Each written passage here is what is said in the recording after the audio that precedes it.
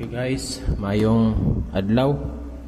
Nisuroy jud ko diri sa Purok 20 Valencia City, Bukidnon guys, kay tan-aw na ko ning akong sapa bitaw nga sa una gikaliguan namo sa una sa Purok 20 sa akong mga igagaw. Mo na gid niyang porma karon. Oh, piti na yung bagnuta.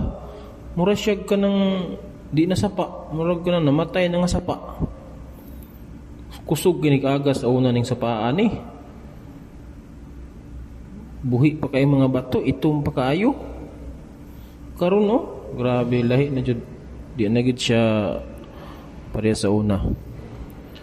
Hahay. Makamis ang mga bata pa sa una. Wa pa yung mga problema. Ingani gyud.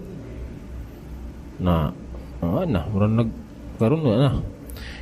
Giilumot-lumot na ang tubig kay gamay na kay agas. Natog ka nagsagbot. Nanak ko. Si Tiyo Boy ito sa likod. Kini siya nga sapa guys, ubos ni siya sa memorial. Dapit. Ambot asa ng pulse ani, unahan pa siguro.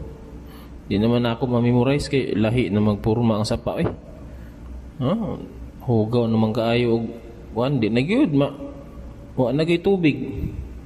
Bagnot na.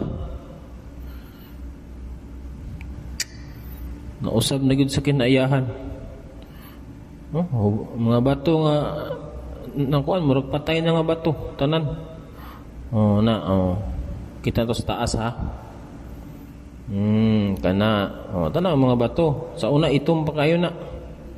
Mga buhi karon anay patay na. Luoy kayo.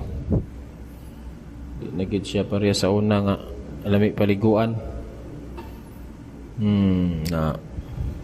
Nalubog na kayo. O ani agas-agas. Nasa ubos ana, paubos ng sapa.